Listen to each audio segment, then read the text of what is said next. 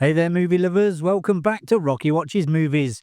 Today we're boldly going back to 1989 with Star Trek V, The Final Frontier.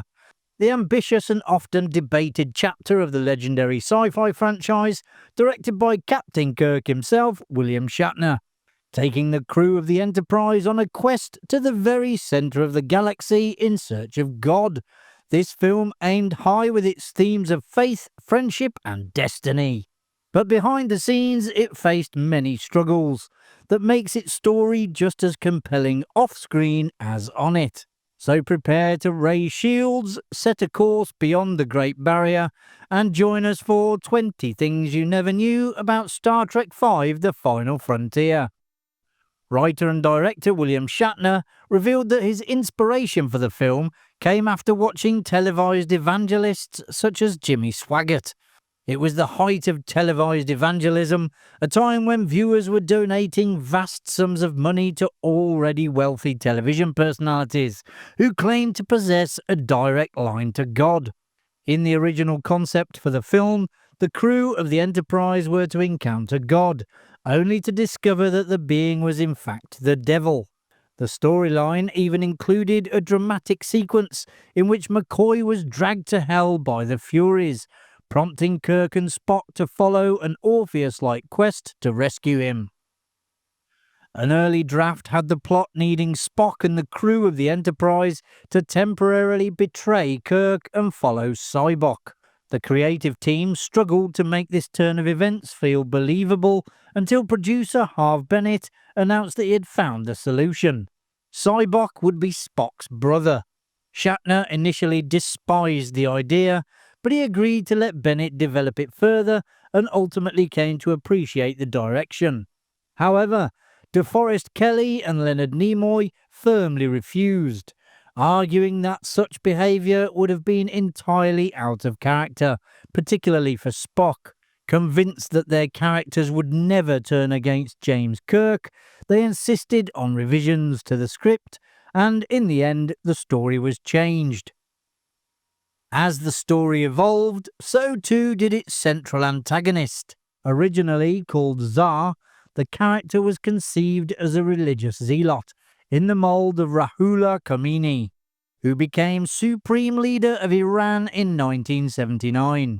However, as the narrative developed, the character shifted dramatically, transforming from an Ayatollah-like figure into someone more reminiscent of former academic and LSD advocate Timothy Leary.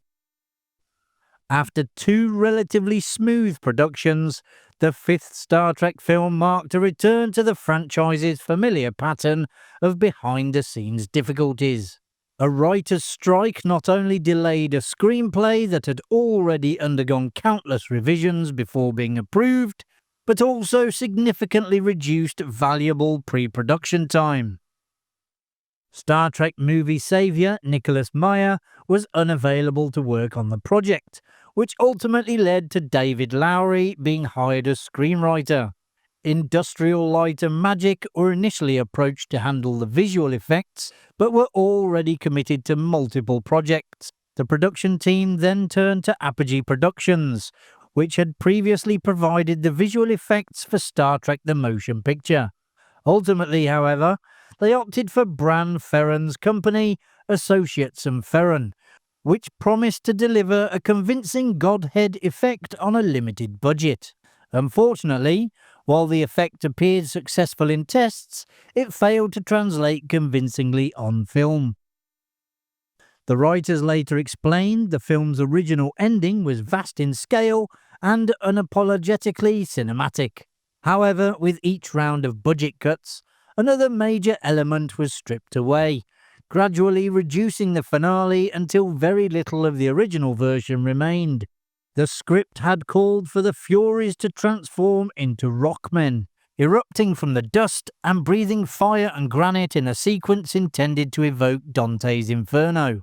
The initial plan featured 10 rockmen, but the idea was swiftly reconsidered when the production team discovered that each one would cost $350,000, a staggering $3.5 million solely for the ending. The studio informed Shatner that the budget would stretch to just one Rockman, prompting him to devise a shooting strategy that would make a single creature appear as 10. There was, however, a significant setback. The costume was not ready until the day before filming. When the stuntman finally appeared in full costume, it bore little resemblance to what Shatner had envisioned. He later remarked that it looked merely like a man covered in bits of slate. To make matters worse, there was no safe way for the suit to breathe fire without endangering the performer inside. After conducting a camera test, the production team ultimately abandoned the concept altogether. The film includes an undeniably odd sequence in which Uhura performs a sensual fan dance to distract Cybox soldiers. Screenwriter David Lowery later admitted that he had suggested the idea as a joke and was astonished when it was embraced so enthusiastically. Nichelle Nichols had hoped to showcase more of her singing in Star Trek, but the song was ultimately performed by a group called Hiroshima. Nichols was deeply upset and, in the end, disappointed with how the scene appeared in the finished film. As for the costume worn during the fan dance, Nichols later revealed that she had effectively been wearing very little, aside from a G-string. To give the campfire scenes a greater sense of significance, the sequence was scheduled as the very last to be filmed. After enduring dust-choked deserts and towering cliffs, the production concluded with quieter scenes around a campfire, shot on a set at the Paramount Pictures lot. As for the campfire marshmallows, they were supplied by Kraft Foods, which also provided Spock's rather futuristic dispenser.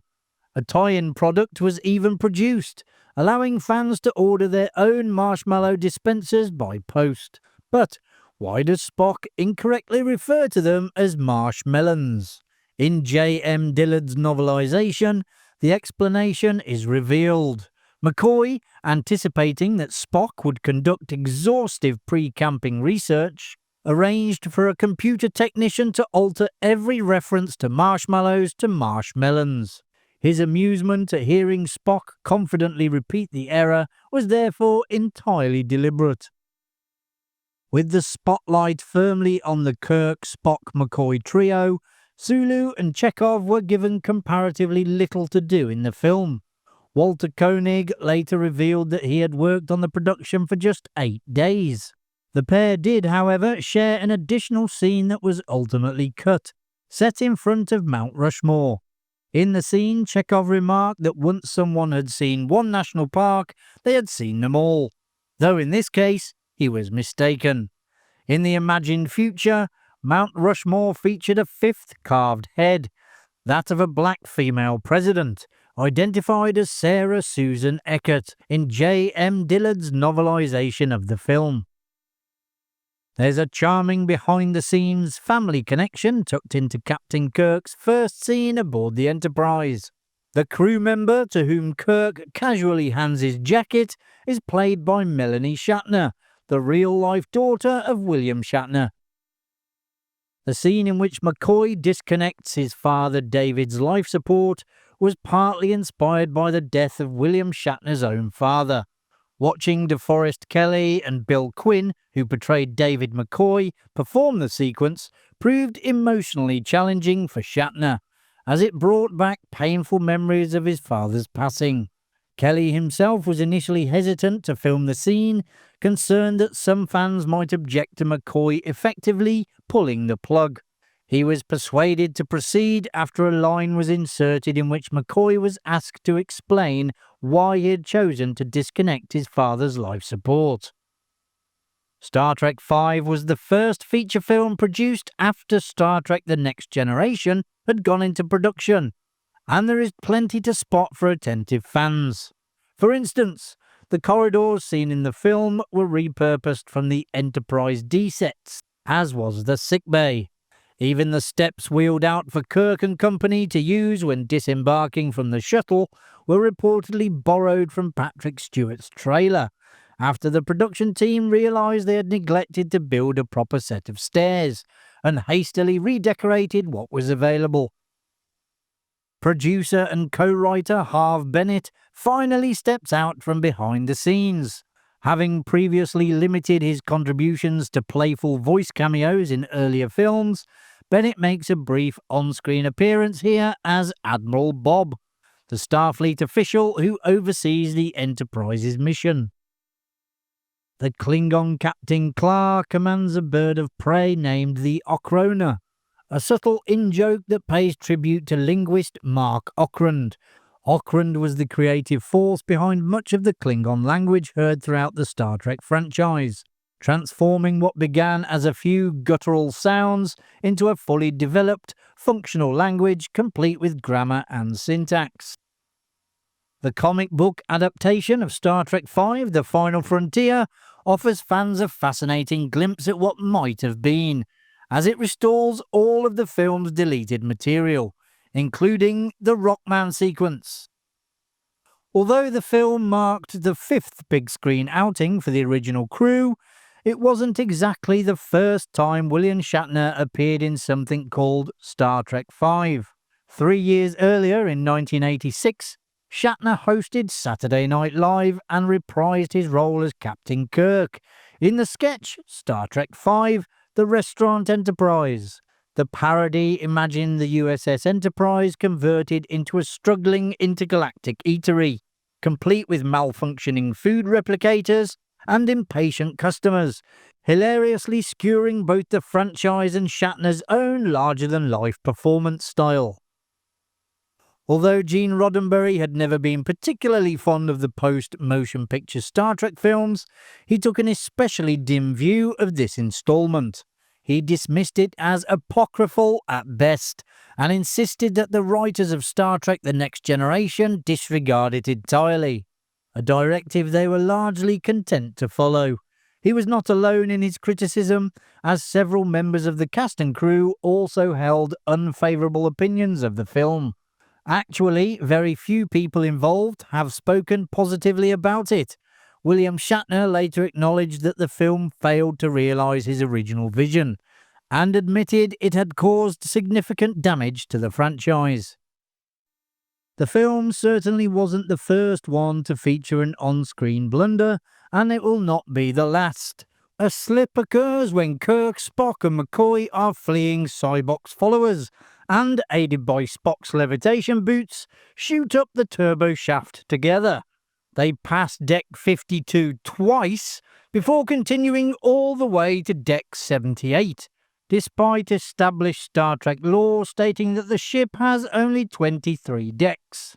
To make matters more confusing, the numbering system traditionally places the lowest number at the top, with the bridge atop the saucer section designated as Deck 1. William Shatner's long-awaited chance to step into the director's chair for a Star Trek feature proved far from triumphant. Upon release, the film was met with harsh criticism, and it went on to win Worst Picture at the Golden Raspberry Awards for 1989.